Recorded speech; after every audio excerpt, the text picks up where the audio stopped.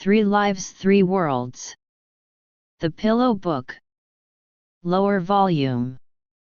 Original work by Tangqi Gongzi. English translation, Hamster 428. English editing, Rockharlequin, Lily, JoannaKuang. Part 5 Mistaking Destiny. Chapter 21. Never did Ye Qingti think he would one day pursue immortality. Moreover, all he had to do was wait to participate in the Jade Pond's washing rites today and then come to Qingyun Hall in the great overarching heaven to pay homage to Dai Jun before he would become an immortal. In Ye Qingti's memory, it had been 400 years since he was last alive as a human. He was born to the Ye family during the Jin dynasty as the oldest son of the Marquis of Yongning. Having had roots in the military, the Yongning Marquisate had always lost its master to battles and warfare. His father, too, was killed in war the year he turned 35 years old. When he inherited the Marquisate, he was only 17. At the time, the Jin dynasty was already well into its twilight days. The aristocrats were only occupied with their self-indulgent ways. Compared to this pack of riffraff, the Ye descendants on the other hand were exceptional retainers. Among them, Ye Qingti was especially outstanding. It stood to reason that with his handsome appearance, his exemplary character, and his distinguished background, Ye Qingti would be a sought-after son-in-law to other noble families in the capital. Regrettably, ever since the Jin dynasty was established, the Yongning Marquisate had been infamous for leaving behind widows. Love and pity for their daughters prevented the nobles from marrying the young ladies to the Ye family. For that reason, each generation of Marquis had always had a difficult time finding himself a match. His only hope rested on the emperor's royal decree. Ye Qingti inherited his title just as unrest was arising in the frontier. Before the young Marquis could wait for the emperor to grant him a wife, he was already rushing to the battlefront to defend the border. Within 5 years, he had completely driven out the riotous Tartars. The emperor was very pleased in view of Ye Qingti's immense exploits. After he returned to the capital, not only did the emperor reward the Yongning Marquisate lavishly, he even bestowed him with a marriage to the oldest daughter of the Grand Duke of Qi as well as a beautiful woman as his concubine. There had been a number of previous emperors who liked to reward women to their retainers. However, the incumbent emperor had lived for over 40 years and had been on the throne for over 20 but had never once given women to his retainers as rewards. Despite being a military general who didn't have the same convoluted mind as those of scholar bureaucrats, he could perceive there being something strange in this matter. After privately conducting an investigation, he found out the beauty bestowed on him by the emperor was consort Chen from the palace. She wasn't very favored to begin with. Then came one day 4 years ago on the festival of the Skanda Bodhisattva when she saved the emperor from drowning and caught his majesty's attention. It was said consort Chen had loved his majesty to hell and back before she was favored. But for some inexplicable reason, by the time she had his affection, she consistently offended him with her coldness and indifference. There was yet another secret. In spite of her indifference, the emperor remained ever doting throughout 4 years. But in those 4 years, there hadn't been one night when she would let him near her body. At that moment, Ye Qingti was sitting on a wall to enjoy the moonlight and some wine. Upon hearing this from his agent, his flask fell to the ground into shatters. After a long period of being stunned speechless, he finally managed to say, "What a peculiar woman." But if His Majesty could tolerate her even when she was being that way, what crime could she possibly commit for him to give her away as my concubine? The agent considered for a moment before saying, she had written a love letter to her ladyship, the imperial consort. Taking in a concubine wasn't the same as marrying a wife. From the formal proposal to the bridal escort, it would take several months to carry out all of the 6 rituals in order to welcome a bride into the family. For a concubine, on the other hand, one only needed to choose a random date and usher her in through the back door. Since an early age, Qingti had had his focus on the battlefield and had had little interest in love affair. Suddenly, he was quite curious about this consort Chen. The day consort Chen came into his home, despite the late hour at which he left his study, Qingti still thought of coming by Baiyun Manor to meet this intriguing woman. Because he didn't want to bother his servants to open the door, the marquis hopped over the wall to enter Baiyun Manor. Before his feet could touch the ground, he heard a clear laughter that rang like silver bells. He glanced in the direction of this sound. Spread in front of his eyes was a viridescent lotus pond with crowding green leaves. A few meters away, a white-robed woman was lightly treading on the water to chase after fireflies. In the moonlight, she occasionally turned around. A flower tattoo blossomed between her ebony eyebrows, her bright eyes seemed to dissolve the starlight in the sky, and her smile rendered her beautiful face even more stunning. The marquis stopped in his tracks. 2 poetry lines he learned as a young boy suddenly came rushing back to his mind. She was as faint as the clouded moonlight, and as airy as the snowflakes in flight. At the time he hopped over the wall, he landed behind an old pear tree and accidentally stepped onto a fallen dry twig. The dry snap was distinctly perceptible in the quiet night. Sure enough, alarm appeared on the woman's face. A warm white light instantly materialized and fled to the water pavilion on the water. Behind that light, the woman was no longer anywhere to be found. He hurried to the water pavilion.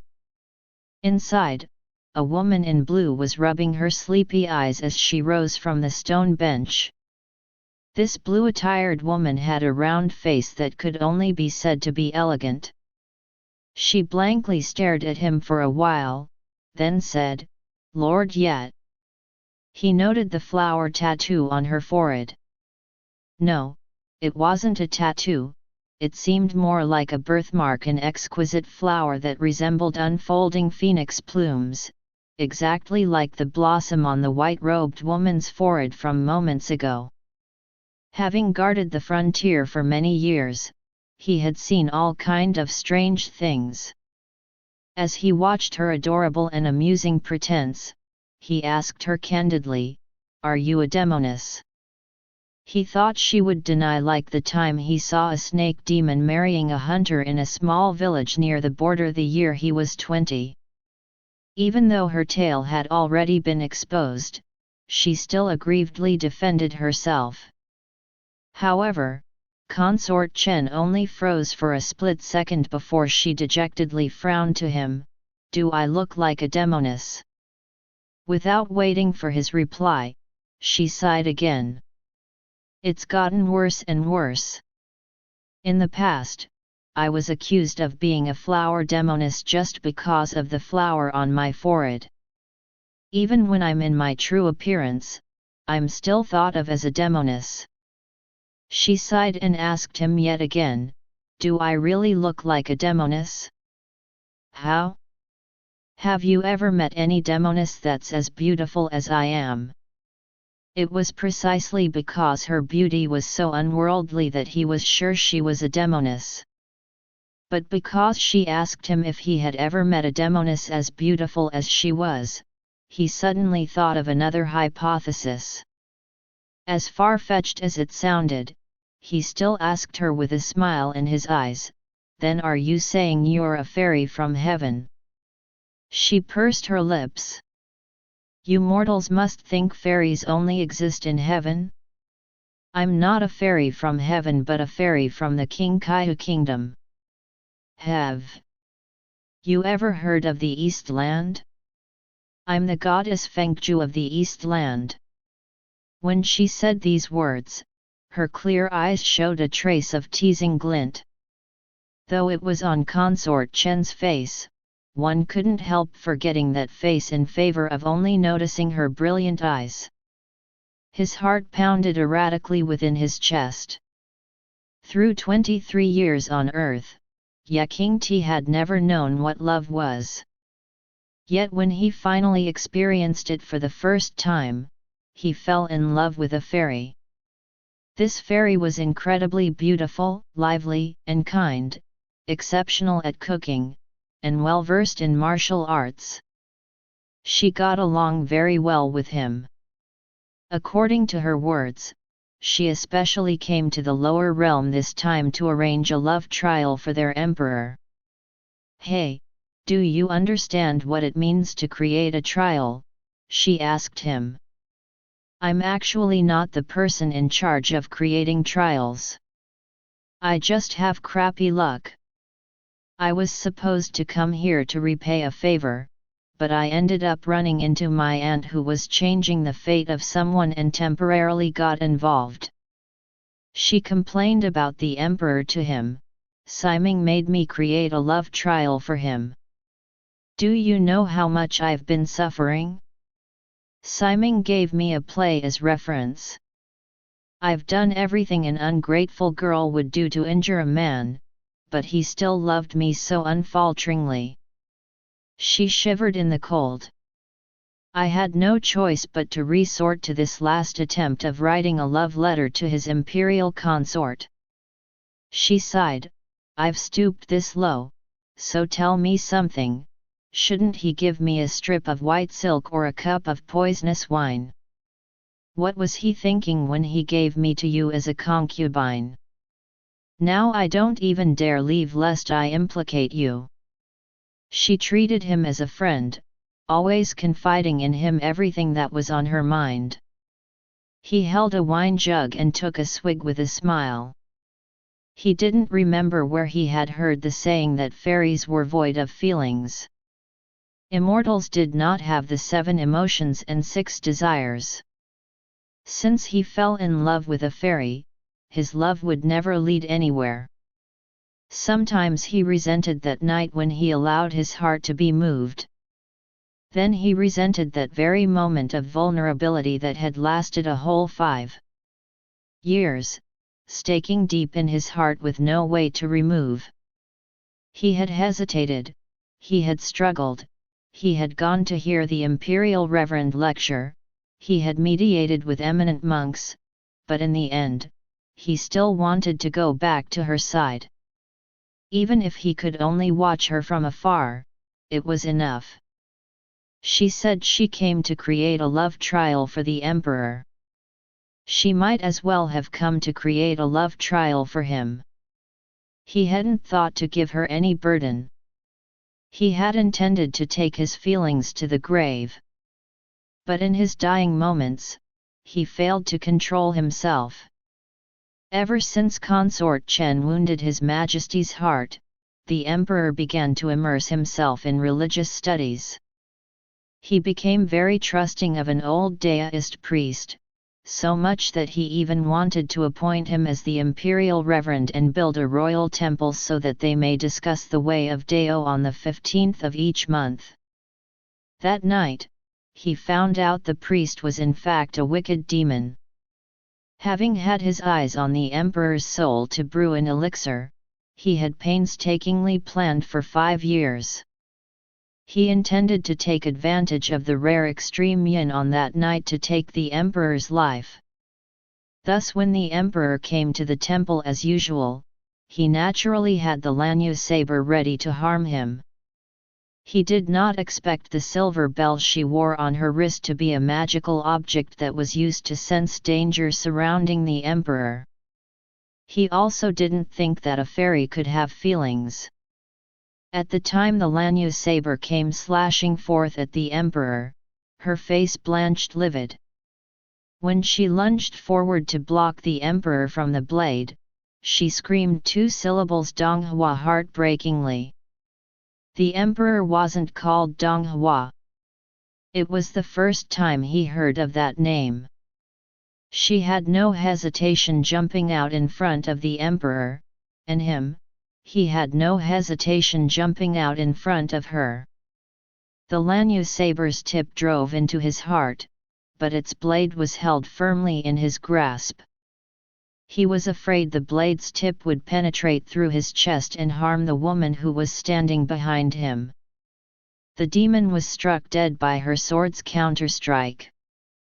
The guards standing outside belatedly surrounded the emperor in a protective barrier. He finally could not hold on anymore and collapsed in her arms. He always smiled whenever she complained to him. In his dying moments, a smile was still found on his colorless face. They say, fairies are void of feelings, so I believed them. But the truth is that fairies can also love, right? He saw her cry and nod. Hope kindled in his heart. We aren't meant to be in this lifetime. If it's possible, can we make a promise, in our next lives? She was still crying. Her tears fell on his face, but she did not give him the answer he was hoping for. She sobbed, King T, I owe you this life. I'll make sure to repay you. King T, I will mourn for you through 3 lifetimes. King T, rest in peace. He loved her so deeply. He laid down his life for her. But there was no such thing as exchanging a life for love in this world.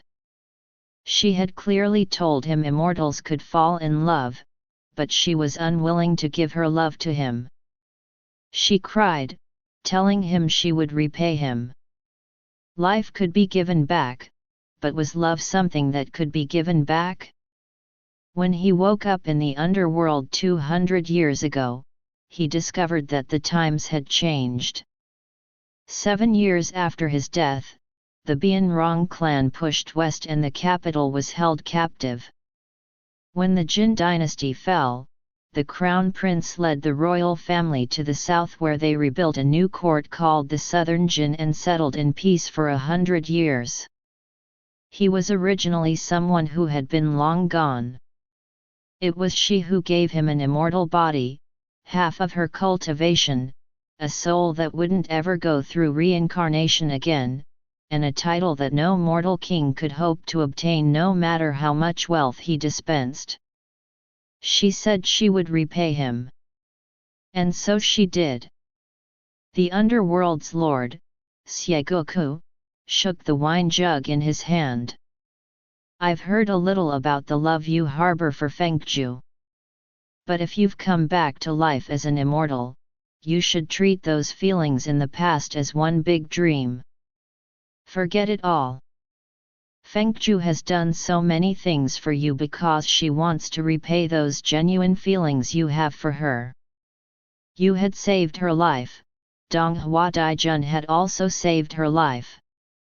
To repay Daijun, she was willing to give herself to him completely. For you, she risked her life to steal the saha fruit and gave you half of her cultivation.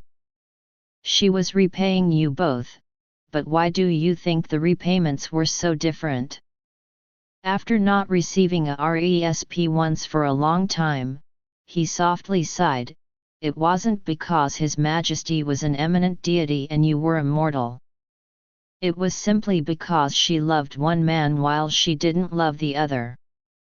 Her fate with His Majesty has been entangled for thousands of years. There were numerous times when she said she would let go, but she never really did. He poured wine into his cup, not minding the fact that the shaken liquor had lost its flavor. He emptied his bowl and said, her love for Daijun has become an instinct over the years. Your forgetting her will be better for you. Xieguoku took the initiative to mention this once. Thereafter, he never talked to him about Feng Joo and Donghua again. He didn't ask either. He only sometimes remembered those words that seemed to have been spoken with a sigh. Her love for Daijun has become an instinct over the years. Your forgetting her will be better for you. By the time he reunited with Feng Joo by the Jade Pond in Zhukongtian 200 years later, he finally understood the meaning behind Xieguoku's words. She was even more beautiful than she had been in the mortal realm. When he saw her, he was both happy and surprised. She also smiled at him and called him King Ti like she used to do, but in her smile was now a hidden distance. They stood facing each other by the Jade Pond. In recent years, he was the only mortal to ascend to heaven. The washing ceremony took place very simply. She was a bit absent-minded when she recited the ode. When the ceremony ended, a young fairy came by to invite her away. Blinking her eyes, she said, Daijun asked that your highness come ahead to the crystal tower next to Qingyun Hall. He could see that the young fairy only needed to mention Daijun for her to become distracted. It wasn't as if he hadn't heard of her avoiding Donghua throughout these many years. It wasn't as if he hadn't thought perhaps Xieguoku was wrong, and she had really let go of Daijun this time. But what did it matter if she had really let go? She only needed to hear his appellation to become affected. If it wasn't instinctive, then she still had feelings for him. If it was instinctive, then that was even more crushing. When she recovered and bid him goodbye, she said they'd be fellow immortals hereon. As such, she hoped they would look out for one another. He looked at her for a long while and could only say all right in reply. Gazing after her gradually disappearing figure, he also turned to go. Perhaps that was all fate had in its plan for them, meeting on earth and parting in heaven. That was more than enough, he thought. The Crystal Tower was a two-story tower next to Qingyun Hall on the 36th celestial sky. Donghua Daijun presided over court only once a year.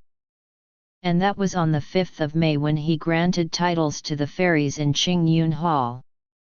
In years past, the fairies would sometimes come visit the Crystal Tower after they'd paid homage to the king. There was no sign this year, however, of any fairy coming up the tower. While having tea on the second floor, Feng Joo reckoned it must be due to the unflinching young fairy who was guarding downstairs.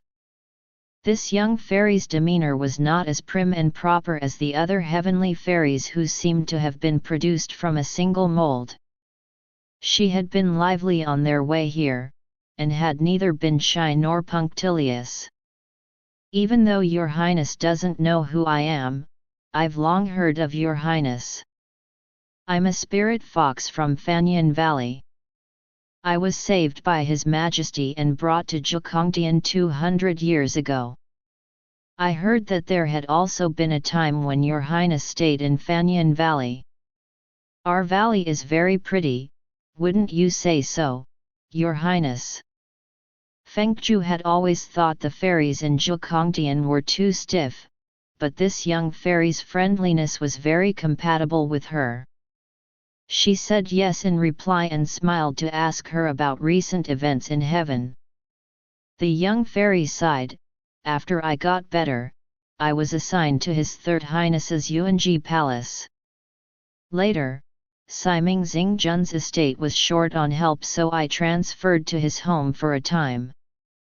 Then later still, because your wedding with His Majesty required a bit of work, Lord Zonglin called for me to come back. Since I've worked at 3 different places, I should be the most well-informed on news. But if there is any news these days, then there's really only one. Siming Xingjun often mentions Your Highness, Lord Liansong often mentions Your Highness, His Majesty also. At this point, she deliberately paused.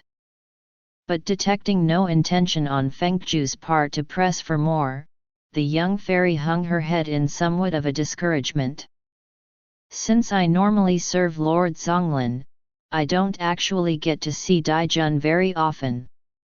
However, I heard Daijun hasn't been staying in Taichan Palace that much during these 200 years. Most of the time, he is at the Holy Blue Sea. Lord Zonglin says that is Daijun's actual home. It's where His Majesty's memories are at. Feng Joo slightly paused amid walking, but she did not stop for long. By the time the young fairy finished saying what she had to say, Feng Joo had stepped onto the golden staircase of the crystal tower. As familiar footsteps sounded downstairs, Feng Joo gazed to the mandarava flowers drifting outside the windows and fell into a sense of serenity. The tea in her cup was a cerulean so blue that it inspired one to wax poetic. If she had been literary, she might have recited a line or two. At this time, there was only one line she could remember, however. It was the one she heard by chance from Sumoy, after awakening from a spring slumber, I find the books mundane. My new joy is drinking bitter tea in leisure by the veranda. Feng Joo took a sip, but the tea in her hand wasn't actually bitter. Seeing each other again after many years, how was this played out in operas? Most of the time, there was only one thing to say, it's been a while. You look to be doing quite well. The purple robe came into view, bringing with it a medicinal scent. Feng Joo slightly gazed up. After 200 years of not seeing each other, as her aunt had said in one of her letters, Donghua was now much thinner, his complexion a little sickly and wan. But his spirits appeared to be all right. Since he seemed a bit unwell, you look to be doing quite well wasn't very appropriate to say at this time. Feng Joo reached for another teacup and instead asked him, would you like some tea? Donghua stepped over to sit down beside her.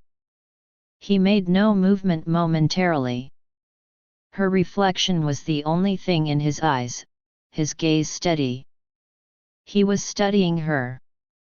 Feng Joo pushed the teacup to him, deliberated for a while, then faintly said, you didn't need to go through this much trouble to look for me. I only left to gain a bit of experience. We were sure to meet again sooner or later in the fairy realm. Closing the jade pond wasn't really necessary, was it? His gaze was steady and calm. In a voice just as faint as hers, he replied, if I hadn't done that, would you have appeared? He softly sighed, Xiao Bai, I just wanted to see you again. She lapsed into silence. Life in the mortal realm had been days of ease. Although returning to the fairy realm hadn't brought with it too many serious burdens, it still wasn't as carefree as the mortal realm. In these recent years, it was true she hadn't thought to voluntarily come back. She fiddled with the lid in her hand and said, I've learned a saying from the mortals in all these years I've lived among them. Better to forget than to suffer together. It's actually a good saying. Then she said in seriousness, it isn't really important whether we see each other again or not. So many years have passed, after all. Unhurriedly, she added, have you and she been well these past few years? He knitted his brow. Who? She smiled but did not reply. She took another sip of tea and only spoke after she placed the cup down, my aunt mentioned you're looking for me in one of her letters, but she didn't say anything about how you two are doing. Even though I've never liked her, if you have chosen her, then there's nothing else I can say. The most trying time has passed, and I'm doing very well now. I also hope that you're doing well." He watched her distant politeness with eyes that were filled with weariness and melancholy. "I was wrong to not have come back on time." Surprised, she glanced up at him. "I had brought Jihan back to her clan. I had completed my duty to her," he said. More surprised, she gave some thought and then asked him, "Is it because I left that you think I'm now more important than she is?" "I didn't leave out of anger." "You don't need to." He shook his head. "There has never been anyone as important as you are." She raised her head in bewilderment. "What?" He took her hand and, after a long while, released it. She opened her palm, in which was a crystal ring. On the ring's surface was a phoenix blossom in full bloom, spreading like a pair of flying phoenix plumes. His right hand hovered as though it wanted to caress her cheek, but it only stopped at her ear and helped her tuck in a stray strand.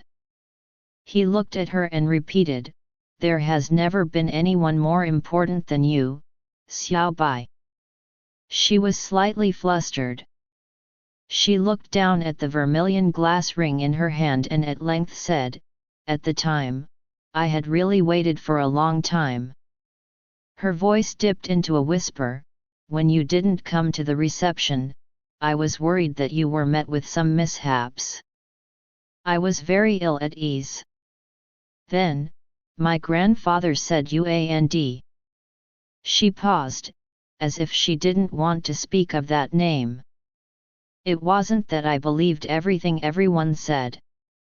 I had waited for you to come back with an explanation. I would have believed whatever it was you had to say.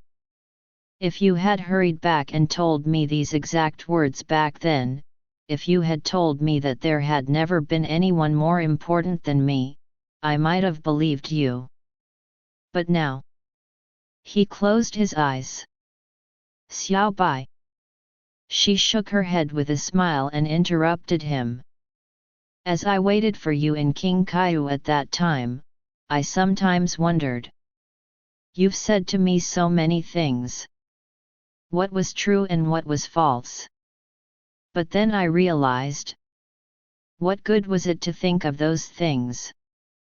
After all, even the memories in my mind had all been manipulated." She looked up at him. "Dai Jun, let's stop here. We've each lived well these past 200 years on our own, haven't we?" He looked at her, his voice a hoarseness, "I didn't live well at all." Her hands trembled as she unconsciously mumbled, "You." She thought of something. "Did my grandfather give you a difficult time? I heard he once asked you to write an annulment paper." He was only saying it out of anger. "Even though we've separated, you still shouldn't be made to write a divorce paper. Grandpa has a tendency to speak folly in his anger. For both of our reputations, it's best to come to Lady Nuwa so we can mutually." His countenance was calm, but his eyes were ice cold. "I won't mutually separate from you, Xiao Bai. You'll always be my wife to the day I die. Today, you're..." He rubbed his temple and continued her sentence, "I'm a little scary today, aren't I? Don't be afraid." Sunlight on the 36th sky had begun to recede. He spaced out for a second and then said, "At the Blue Sea, the pavilion you wanted had been built, the vegetable garden had also been cultivated. I've ordered the divine birds from the fairy mountain to come each month and dance in front of the viewing terrace. Whenever you want, you can come back to watch them." She froze. Right now, He interrupted her and said, I've created a hot spring next to the viewing terrace for you. There is abundant dark steel buried under the Miaojing mountain next to the hot spring. It's a good material to forge magical weapon. I've built a weaponry vault on the foothill of Miaojing mountain for you. Inside are the swords I've collected over the past 200 years. They should all be to your liking. Watching her stupendous face, his voice softened. Stop drinking cold water. And don't kick your quilt at night. Why are you saying these things to me? She asked in a daze. Her eyebrows furrowed together while doubt loomed on her face. She was very polite and courteous to him today as if they were strangers. Finally, she was letting that ingenuous look she had during the time they were most intimate appear. He held her hand to his lips and placed a kiss on the back of it. In her slow reflex, she forgot to pull her hand back. His eyes flashed a faint smile, then just as quickly were taken over with exhaustion. At last, he released her hand and told her, "Go." She looked at him as though she didn't know him anymore. She asked him in somewhat of a bewilderment, "Dai Jun, is this your way of making things clear between us?" She bowed her head for a moment. By the time she raised her head again, on her face was an even more distant smile. She placed the phoenix flower ring back onto his palm.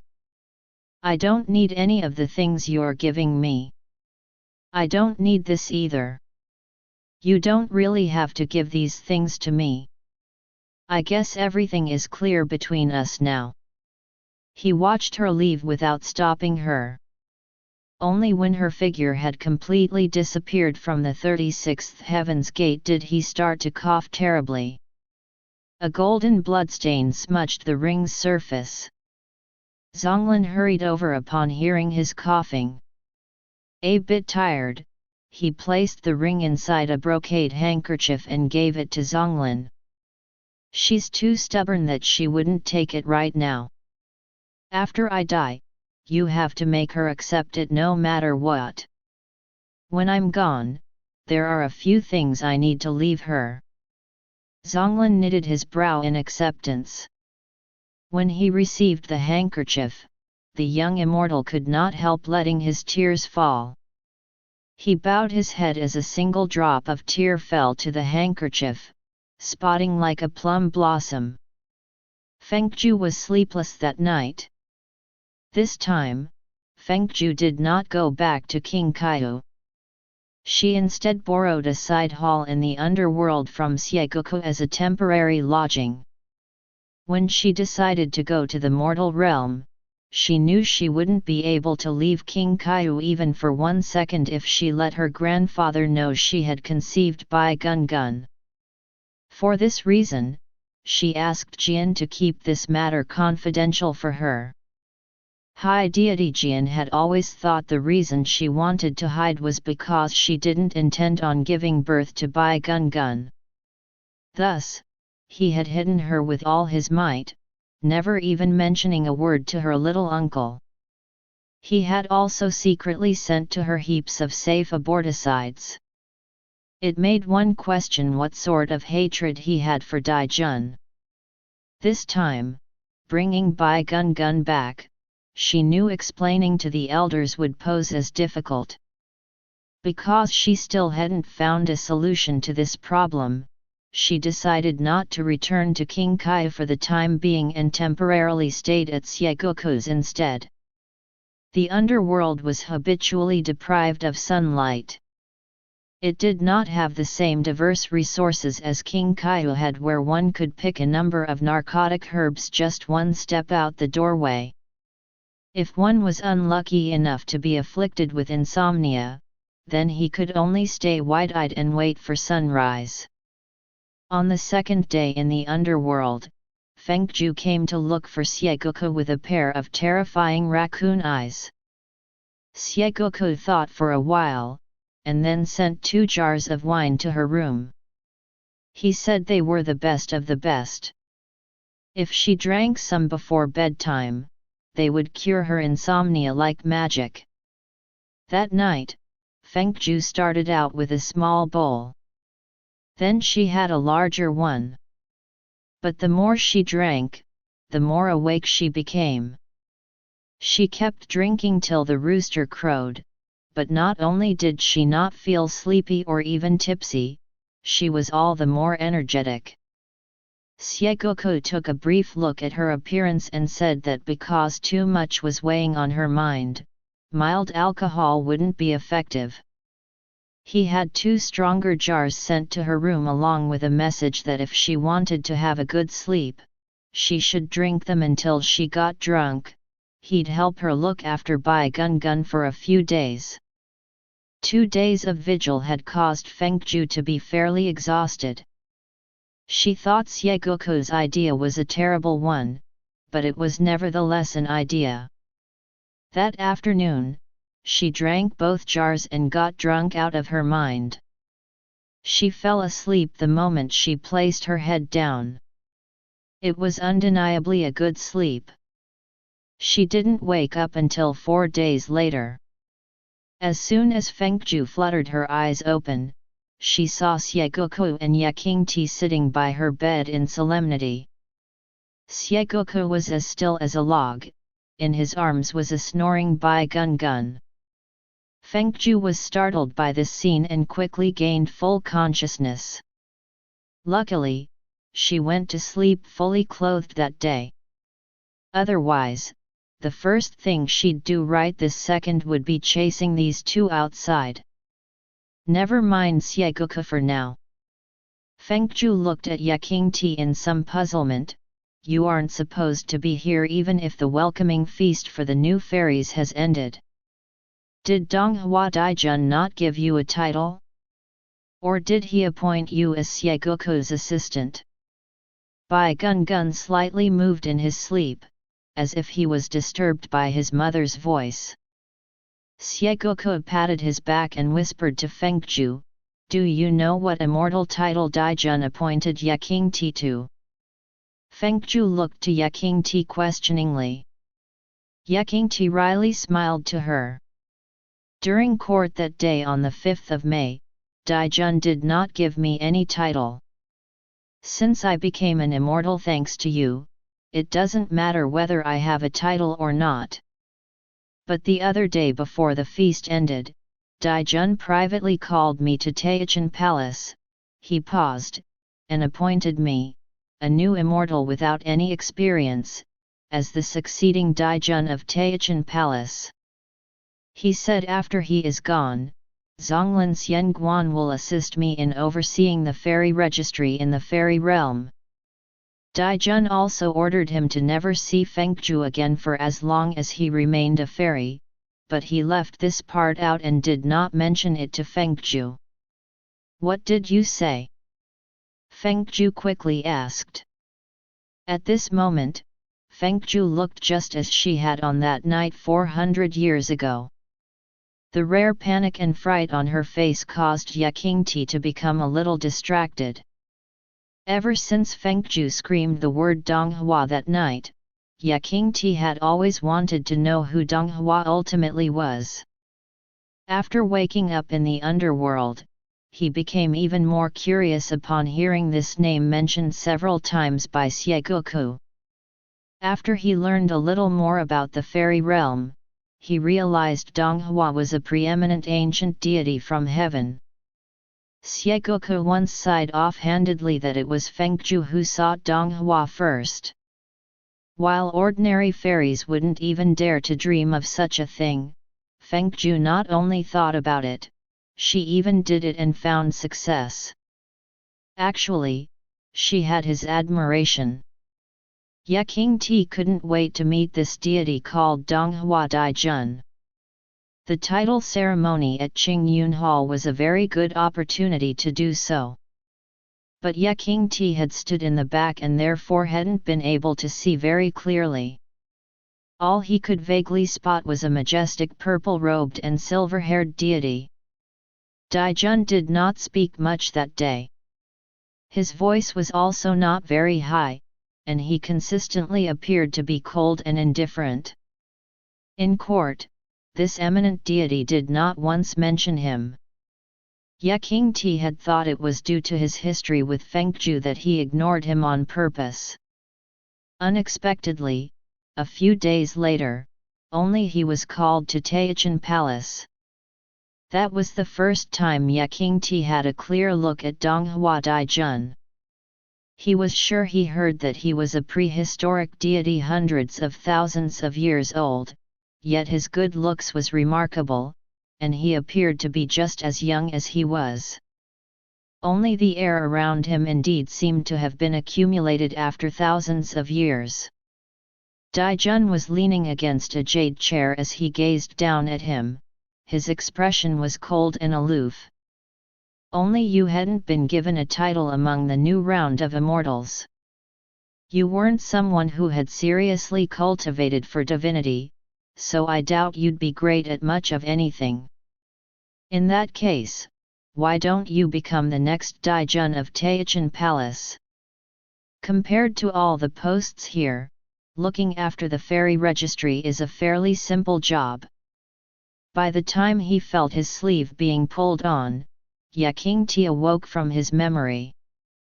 He saw Feng Joo asking Xiegoko even though she was tugging his sleeve. Her voice was trembling. What did Qingti say? I didn't quite hear him. Xiegoko seemed to pity her. It's not that you didn't hear him. You just don't want to believe it. Life all of a sudden vacated Feng Joo's eyes. Her whole body staggered. I'll go to Taichan Palace to look for him. A white light flashed by, leaving no traces of her behind. Because the title given to Qingti was so extraordinary, and on top of that, after suggesting this idea, Daijun had ordered the elderly fairies to keep an eye on him and prohibited him from leaving Taichan Palace. Qingti sensed that there was something strange and took advantage of the chaos this morning in Taichan Palace to escape outside. Without knowing many people in the fairy realm, he could only come to the underworld to discuss this matter with Xiegoko. But after Xiegoko heard what he had to say, he led him straight to Feng Joo's bedside. In his mind, Feng Joo would certainly be surprised after she listened to this story.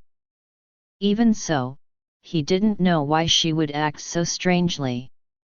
On their cloud ride chasing her to Zhukongtian, Xiegoko explained to him, in the fairy realm, any fairy from the title of Shangxian and higher always chooses his own successor. Usually, he will only choose someone who has the deepest divine bond with him. Daijun chose you to be his successor naturally because all of your fairy essence originally came from Feng Joo. It's not you who has the deepest bond with him, but it is Feng Joo who has the deepest bond with him.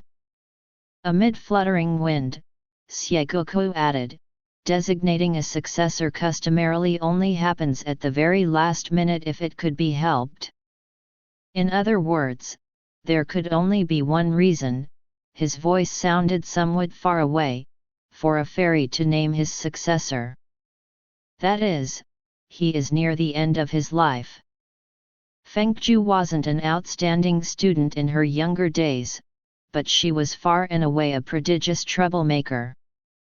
Because she was often tracking down Grey Wolf Diddy, breaking into someone's home had become a familiar activity. Still, she herself had never thought she would one day break into Taichan Palace. Taichan Palace wasn't an easy place to break into, however.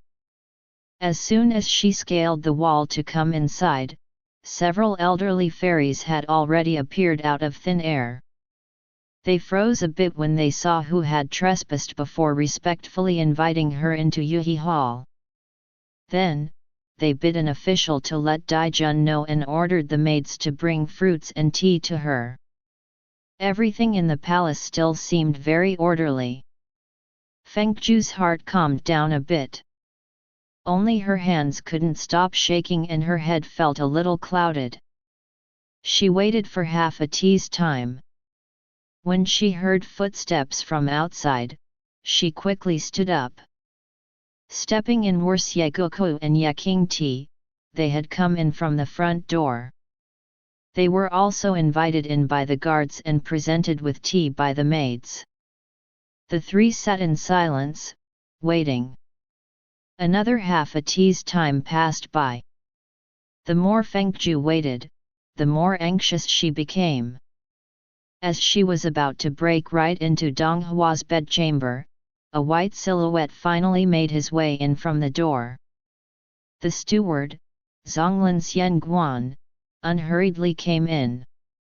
He swept a glance at Xie and Yat, slightly knitted his brow, and said to Feng Joo with some sarcasm, "How kind of your highness to be breaking into Taichan Palace at this time. Have you come on King Ti's behalf because we had detained him a few days ago?"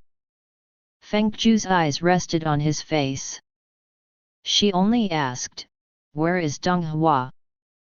Zonglin Xianguan wasn't as respectful today as he was normally. His brow creased deeper. Daijun hasn't been feeling well lately. He's resting in his chamber. Glancing to Ye Qingti, he turned and said, "Daijun did make Qingti swear that he can't see you again for as long as he remains a fairy. I'm guessing your highness has come to Taichan Palace to see Daijun for this? But in my opinion, Qingti didn't place too much gravity on this promise either. If you two already don't care about this promise, then please don't blame Daijun. To be honest, Qingti was only a mortal in the past. Your highness, as his widow, had mourned for him for more than 200 years. If the small fairies can see this, then of course Daijun can also see it. The entire Zhuangdian believes Daijun is matchless in his impartiality, but what kind of person Daijun is in the end, your highness should know. Daijun only asked Qingti to make such a promise because he..." At this point, thunder suddenly rumbled in Zhuangdian. Zonglin went still.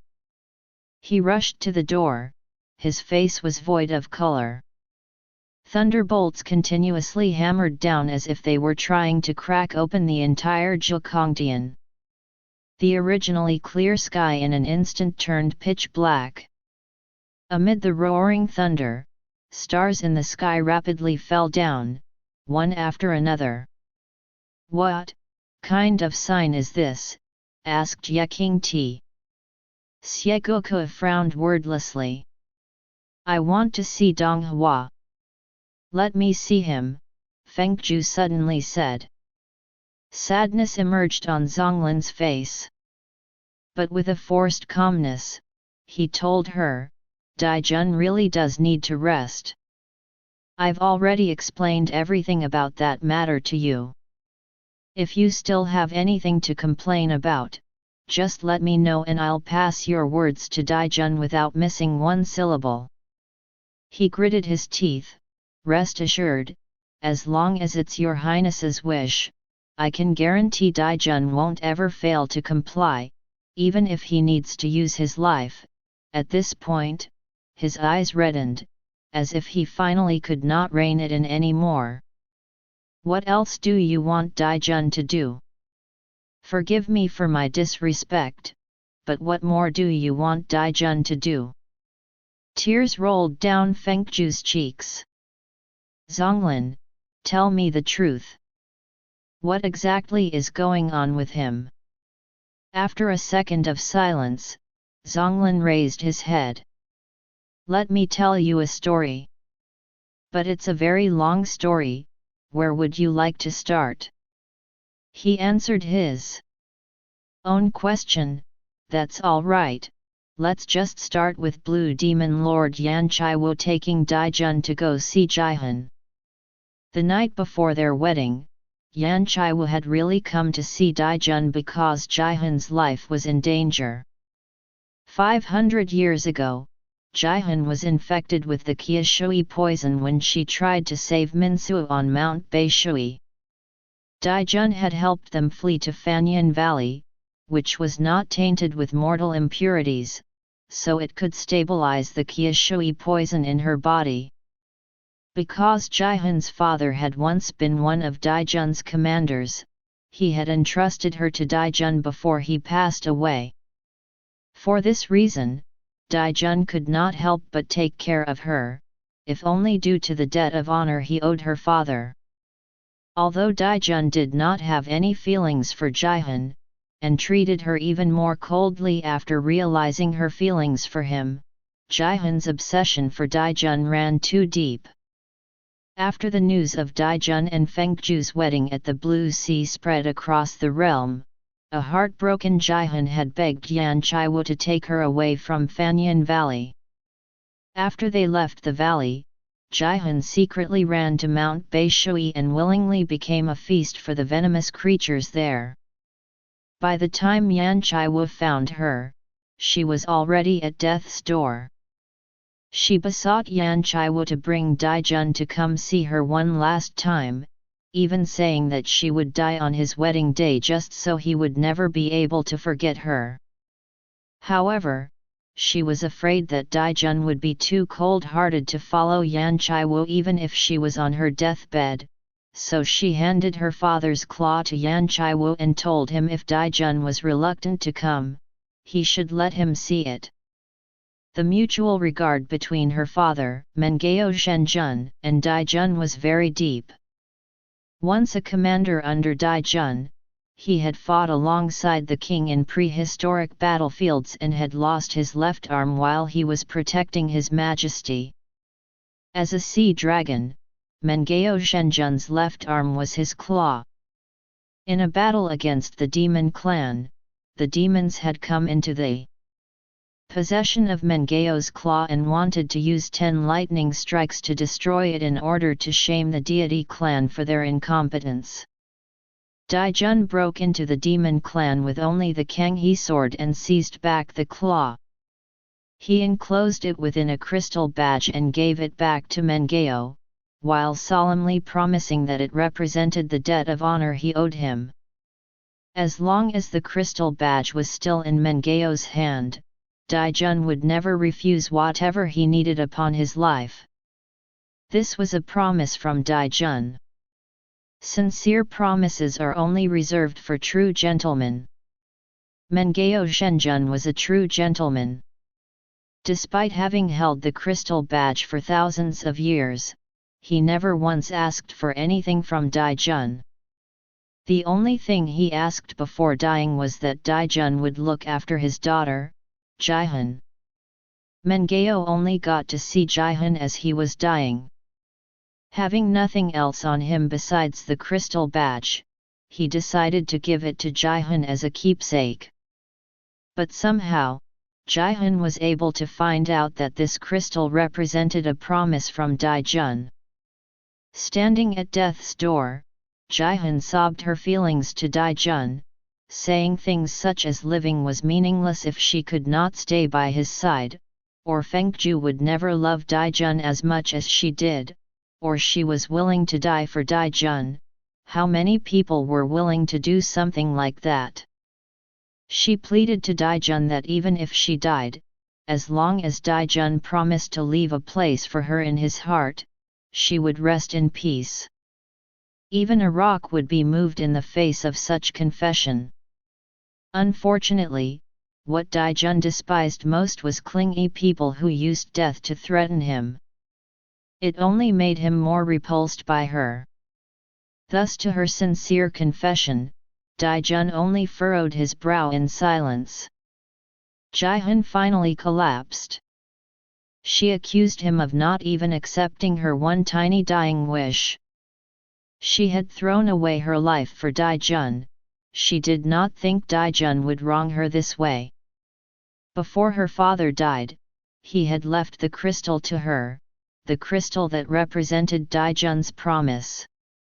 Today, she wanted Daijun to repay what he owed her father to her and honor his promise.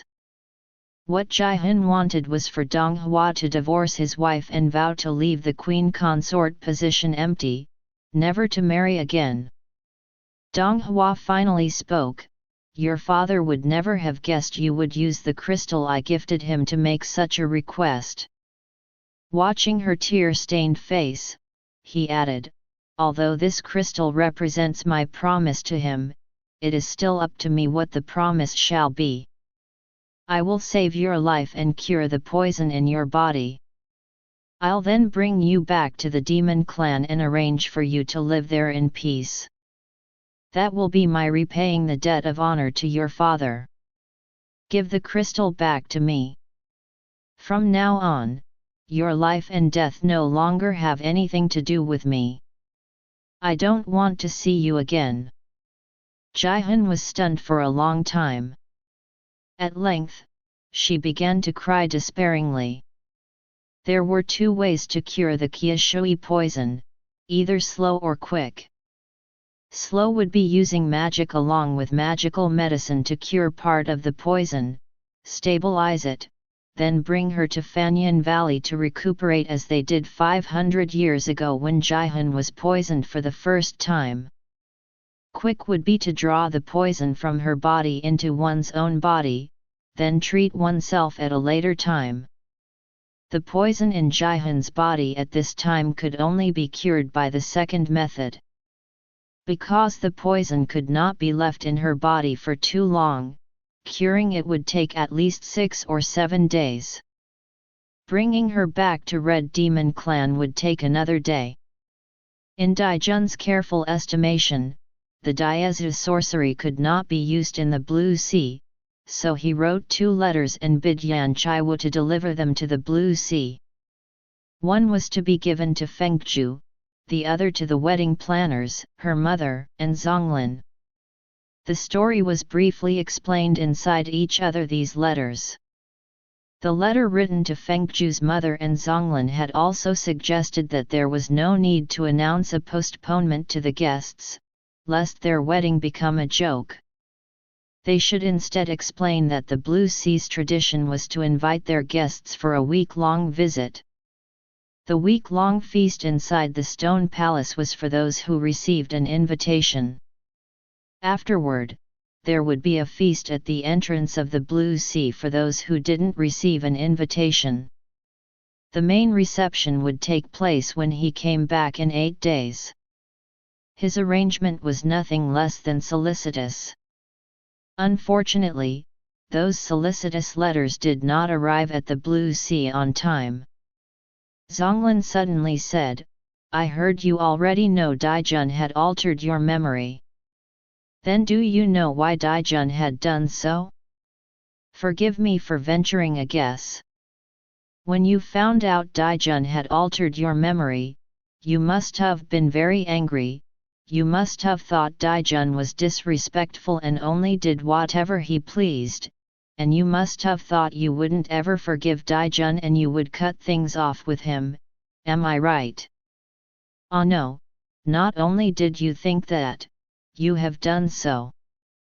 He sighed and said, "When your highness was still a baby fox in Taichan Palace, I was always by your side, so I know how your temper is. But have you ever thought that Daijun might have untold difficulties?" At length, he sadly smiled. Daijun asked Destiny, and Destiny said His Majesty and Your Highness weren't actually fated. Daijun knew if he didn't alter your memory, he was unlikely to reconcile with you again. Since destiny was already written, Daijun was just using his own method to protect this love. Perhaps his method was wrong, but hadn't he tried his best? But in the end, who can really fight against destiny? Feng Ju's expression grew ghastly. New tears covered old ones as she bit onto her lips. Destiny said their fate was too fragile. And so it was. Yan Chaiwu had rushed to the Blue Sea with Donghua's letters. Unexpectedly, he was met with an enemy on the way, and after a hard-fought battle, Xiao Yan lost out at the last minute and fell down Mount Jinwo. He was rescued by the mountain god and ended up staying in a coma for several months. After he brought Jihan back to Demon Clan, Donghua only realized his letters were never delivered when Zonglin brought Feng Joo's message to him. He immediately rushed to King Kaiu, but the moment he left the Red Demon Clan's border, he perceived a change in the world. After the stabilization of 300 years ago, the Miao Ihwiming realm was about to collapse. It was indeed destiny to choose this exact moment to collapse. In the guest hall that was only lit by the dim glow of a few night pearls, Zonglin slowly explained what the Miao Ihwiming realm was and said, 500 years ago, the Miao Ihwiming realm had begun to show signs of collapse. Daijun spent half of his cultivation to stabilize it and afterward went into a century-long sleep. At that time, wasn't there a rumor that claimed Daijun had reincarnated to the mortal realm in order to experience mortal sufferings? With Daijun's personality, why would he have such a strange whim of wanting to experience human sufferings? Taichan Palace only spread such rumor to cover up the fact that Daijun was in a deep sleep. After waking up from this long sleep, Daijun has always been preparing to purify the Hwiming realm. The Miao Ihwiming realm has been collecting the three poisons for thousands of years. Even if it were Daijun, it would be difficult to purify it. He will need to use all of his cultivation and at least half of his fairy essence. Originally, an eminent deity like Daijun only needs to retain a wisp of essence and go to sleep for a few thousand years. By the time the world evolves, he can still return to the fairy realm. The Miao Ihwiming realm has chosen this precise time to collapse. The best way is for Daijun to completely purify it now, keep half of his essence, and go into 10,000 years of sleep. In the frightening silence, Zonglin softened his voice, but Daijun ordered me to hurry to the 36th sky to take the Liangxin glass from Qingyun Hall. The Liangxin glass is a holy object used to stabilize the Miao Ihwiming realm. Facing a decision of life and death, Daijun did not choose to purify the Miao I realm but to stabilize it again. Why, do you think, did he choose this route? Do you know what kind of consequences there will be if Daijun chooses this? Yuhi Hall was in complete silence, the only sound being Zonglin's soft sigh. Repairing the Miao Ihwiming realm had depleted half of Daijun's cultivation. Originally, he only needed a century-long sleep to recover, but at the time, Daijun had directed all of the Qiushui poison from Jihan into his own body. The Qiushui poison will spread to his essence. If he wanted to regain the lost cultivation, it would take at least 5 times as long. But once the Miao Ihwiming realm is stabilized, it could only stay stable for another few centuries. There is fundamentally not enough time for Daijun to recover his cultivation. By the time the Miao Ihwiming realm collapses again, Daijun could only use the rest of his cultivation and his entire essence to hold it off. The road awaiting Daijun, Zonglin looked up to the sky, unable to finish his sentence. He switched to saying, since Daijun is so much smarter than I am, how can he not know which way is better? He only chose to stabilize it because he could not bear the thought of not seeing you again when he finally returns to the fairy realm tens of thousands of years from now. Daijun worries that without him here to protect you, you wouldn't be able to pass your divinity trial and would not survive until then. Rather than that, if he dies, he would still have a few hundred years of happiness with you before he passes away. But, Zonglin said chokingly, but you've been gone for the past 200 years. Her lips were bleeding, but Feng Joo had no idea. Zonglin continued the onslaught. Do you know how Daijun has lived these 200 years? You must know now why Daijun would abuse his power to close the Jade Pond just to force you here? All because that'd be the last time he'd get to see you. But there have been so many misunderstandings that could no longer be explained or should be explained because he is afraid you would blame yourself. Daijun had at first intended to purify the Miao Swimming realm and then fall into a deep sleep with you. Even now, he manages to think of the long life ahead of you and does not want you to feel guilty for the rest of your life. Do you know how difficult it is to do that? Yet at the Crystal Tower, when Daijun told you he has had a rough time in the past 200 years, what did you say to him? How could she not remember what she had told him? I don't need the things you're giving me. You don't really have to give me any of these things. I guess everything is clear between us now. She unconsciously placed her hand on her chest, but no more tear would fall. Xieguku said, Lord Zonglin, that's enough. As if all of his strength had drained away, Zonglin woodenly pulled out a handkerchief from his sleeve and placed it into Feng Joo's palm. When she opened it, inside was the crystal ring Donghua had gifted her. The vermilion phoenix flower on the ring's surface had a golden red stain that was as brilliant as the sunrise. Zonglin lowered his voice. Daijun has bidden me to give this to you after he passes away, but, he laughed miserably. Everything I've said and done today has gone against His Majesty's order, but none of that matters anymore.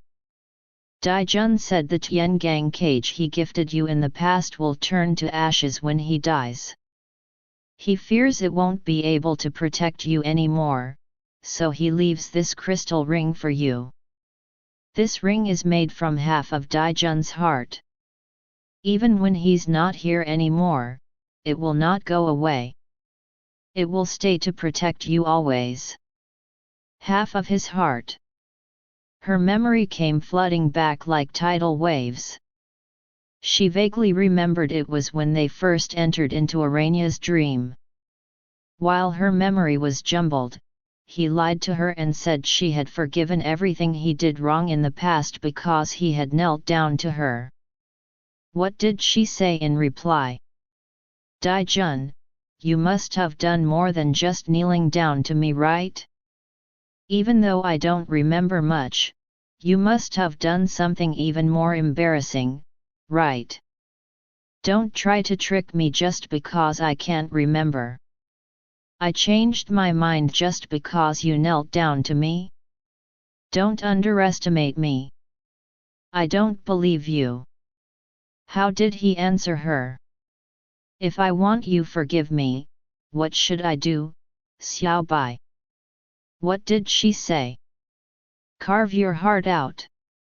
I heard that when one wants to declare his feelings, there is nothing more sincere than to carve his heart out. Mortals die when their hearts are removed, so when death is made into remembrance, such memory cannot fail to be significant nor can it fail to be sincere.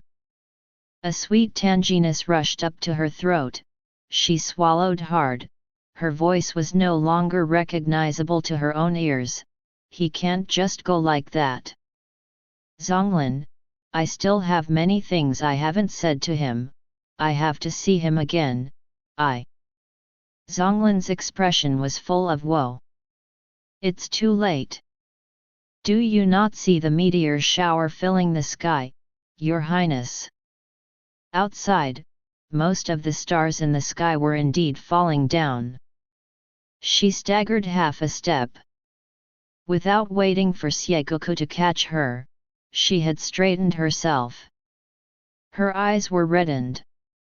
It was obvious one's sentence was difficult enough to say, but she was saying each line so clearly, almost as if she was gritting her teeth. What do you mean it's too late? What does the destruction of the world have to do with me? Didn't you say he had wanted me to accompany him in his long sleep? Now that he's walking to his death, wouldn't he want me to be with him even more? What do you mean he wants me to live well because I still have a long life ahead of me? He would never want me to live well. What he really wants is for me to die with him. She finally broke down and cried like a kid who was throwing a tantrum. If not, then he'll be in trouble with me. Destiny said we aren't fated to live together. Then it should be fine to die together, right? Amid Feng Joo's crying, Xie stepped forward and said to Zonglin, even if he is purifying the Miao Huiming realm, there should be a place he is doing it at. Lord Zonglin, where exactly is Daijun right now? Zonglin closed his eyes. There is a blue water lake at the Holy Blue Sea. There is also a marsh. The lake lies inside while the marsh lies outside. At this time, Daijun should be inside the marsh next to the Blue Sea. If you hurry now, you might get to see him one last time. It hadn't been long since Qingti became an immortal. He had very little idea as to how the gods' battles were waged. For this reason, the scene unfolding before his eyes gave Qingti a considerable shock when he arrived with Feng Joo at the water marsh outside the Blue Sea. A transparent silvery wall was erected from the ground next to the marsh. As stars continuously fell down from the sky like withering flowers, they affixed onto the wall and made it seem as though it was a barrier made from starlight. Behind the wall, crashing blue waves were rising high. On the crest of a wave, a sword-wielding purple-robed deity was engaged in a fierce battle with a demoness who used a red sash as her weapon. The black miasma behind the demoness coalesced into a three-tailed python that behaved like a giant beast with its own cognizance. It was recklessly seeking opportunities to attack the wall in order to destroy and break free from the confinement. At times, the silver light behind the purple-robed deity turned into a dragon, at times a phoenix, other times a unicorn, determinedly fighting off the three-tailed python. Enraged cries from the beast resonated behind the wall, shaking the ground and sending the agitated waves pelting down torrential rain. Hatred loomed in the eyes of the red-robed demoness. The purple-robed deity seemed pale, but he stood his ground like a stationary pine. The Kanghe gained speed and became more murderous with each move. At the same time, the holy animal born from the silver light had bit 7 inches deep into the python. The python struggled to break away, desperately pulling the holy animal along with it and slamming them both against the wall by the water marsh. The ground instantly rumbled while the demoness and deity each coughed a mouthful of blood. Qingti had followed to this place to prevent Feng Joo from doing something stupid. When he arrived, and while Feng Joo's attention was on the fight, he used magic to cuff their hands together. Even if she was determined to join the fray and seek death with Donghua, if her hand was tied to his, he expected that she wouldn't be reckless enough to pull him into peril with her. Of course, he knew she might hate him for the rest of her life, but compared to ensuring her safety, that mattered little. He waited for her to cry and beg him to release her, but to his surprise, she only tilted her head to look at him quizzically, then raised their tied hands up to look a bit, and softly asked him with an utterly calm expression though her face was still tear-stained, "Did you know that the wall around the marsh is a force field Daijun had woven from the stars in the sky?" For such powerful force fields, no outsider is permitted to enter unless the creator himself allows it. She cleverly persuaded him, "Just release me, all right? Even if you don't tie me, I still have no way of coming inside." How good, he thought, she could still use reason to sway other people. She was much calmer than he had thought.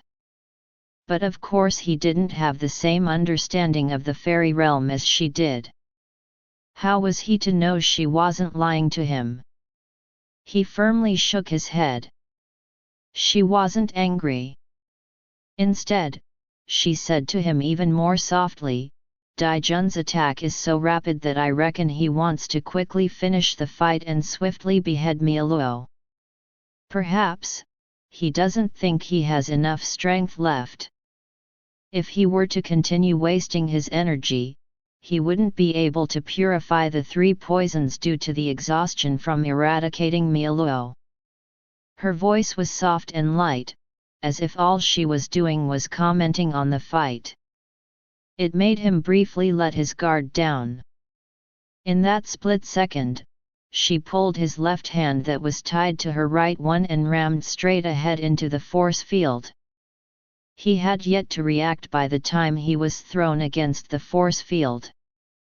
For some reason, however, she was already inside while only her tied hand stayed outside. Calmly, she summoned the Donghua sword from her left hand. Instantly, the blade left its scabbard. Seeing her intention to cut off her right hand, he startled and began to recite the incantation to release their limbs. The Donghua sword pierced through her sleeve, missing her flesh by mere inches. He sweat cold sweat, but she smiled at him, then instantaneously flew into the battle. Why was she able to enter the force field? He suddenly remembered the glass ring on her left hand, the one that was made from half of Donghua Daijun's heart. With half of the creator's heart, of course she would be able to enter without any problem. Ye King T's throat tightened as he watched her white figure flying into the bloody hail. He staggered 2 steps, then slumped to the ground. Feng Joo hid on one side of the force field and could only feel the strong wind thrashing about. When Zonglin was talking about the Miaoi Huiming realm, he had explained that because everyone's fairy essence was different, only one fairy essence could be used from beginning to end to purify the 3 poisons. If other fairy essences interfered, the situation could turn out to be calamitous. Feng Joo knew she couldn't help Donghua purify the poisons, but she could help him take down Mialuo. Feng Joo had once fought with Mialuo's manifestation in Fanyan Valley. She already knew she wasn't its opponent. She had disregarded her own life and death at this point, but her brain wasn't so empty that all thoughts were absent. She knew sometimes there was only a thin line between helping someone and troubling him, and she definitely wouldn't bring trouble to Donghua. She only had one way to near Mialuo, and that was by the method Donghua had taught her in Fanyan Valley. At the time, Donghua had wrapped his arm around her waist, held her sword-holding hand, and whispered a reminder in her ear, "Pay attention." At first, she hadn't seen very clearly, but she had recalled and practiced it countless times afterward. Why? She didn't know. Anything he taught her, anything he gave her, she just instinctively wanted to learn and understand. At this time, she was highly alert. Above a high-rising wave, Mialuo could only off Donghua's onslaught each move at a time. The 3-tailed python had been lured to the water marsh to fight against Donghua's holy animal. A large opening was left behind Mialuo. This was her only chance.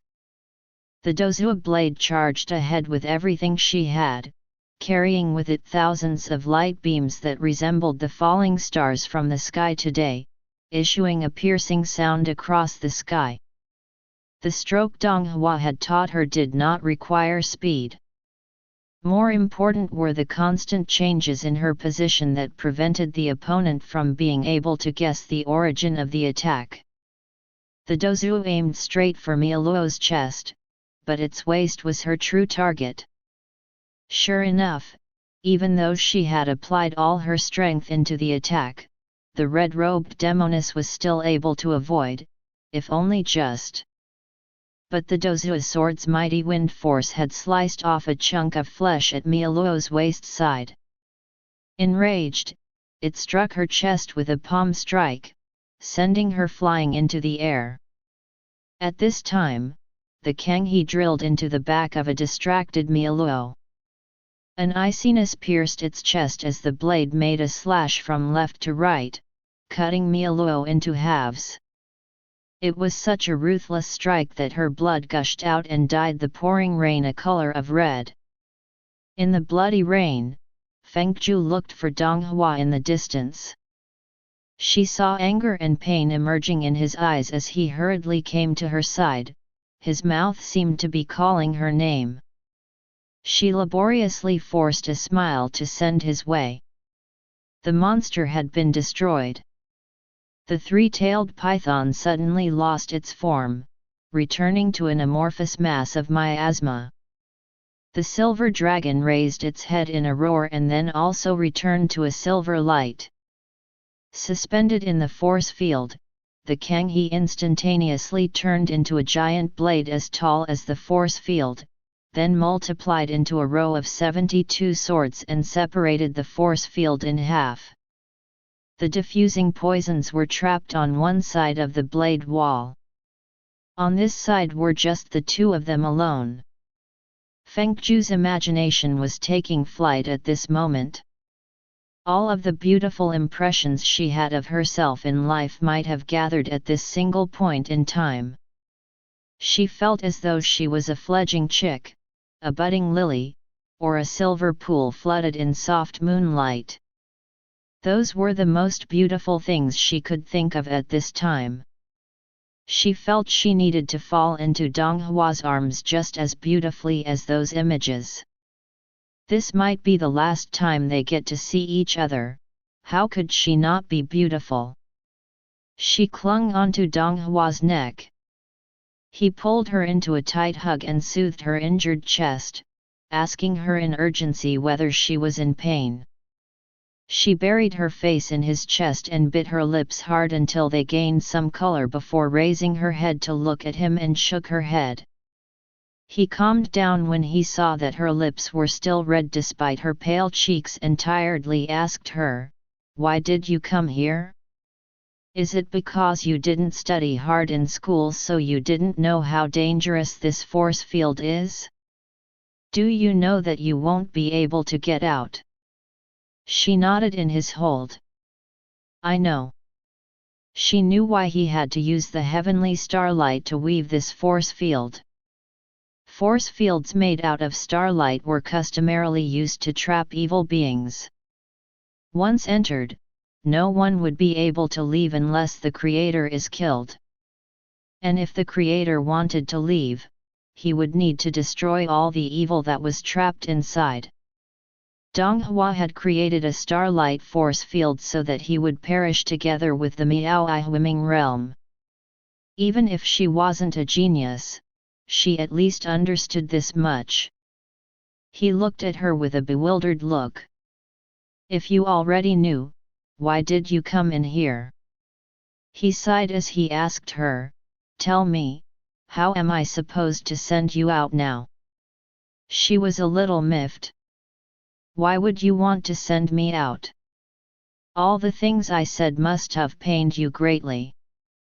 Do you not want me anymore? But you had hurt me too, so we're even now, okay? I've come to stay with you. In your heart of hearts, you also want me to come to you, don't you?" He froze for a long time, but eventually smiled. "You're right, I truthfully wanted you to come to me. I want to take you with me wherever I go, even if I am going to my end." He closed his eyes. "But that isn't right. Xiao Bai, you're still so young, you have a very long life ahead of you." She watched him still trying to be brave even till now. It suddenly made her a little grateful for Miluo's strike. She cupped his face and softly sighed. "I'm afraid that's not possible anymore. Even though you don't want to bring me with you, I might leave before you instead." A burst of coughs ensued. She had suppressed it for so long, at last she could not suppress it anymore. Miluo's strike hadn't been very powerful, but she was already so drained that damages to her fairy essence were inevitable. Donghua's countenance was suddenly robbed of color. He trembled to check her pulse, but she held his hand to her chest and said, "Donghua, it hurts. Coax me with something sweet." She rarely called him Donghua because she had felt embarrassed. Calling him thusly produced a hint of blush on her otherwise colorless face, and her countenance seemed slightly improved. He closed his eyes, hugged her, and whispered in hoarseness, "What sweet thing would you like to hear?" She tried to suppress the sweet tang rising in her throat. "Say you like me." He rested his head on her shoulder. She felt her shoulder getting wet as she heard him whisper in her ear, "I love you." The dull pain in her chest slowly dissipated and gave rise to an airy feeling through her entire body. She stroked his silver hair and softly replied, "And I you." Her voice was becoming a little faint, but she didn't forget to remind him, "In a moment when you purify the miasma, you still have to hold onto my hand. We've already agreed. Wherever you go, I will follow." She murmured on, "Since I'm the one who loves you best, I must always be by your side." He held her shoulders and let her fall against his chest. He placed a kiss on her forehead and promised her, "All right." She drowsily reiterated, "Hold my hand and don't let go." "I'll never let go."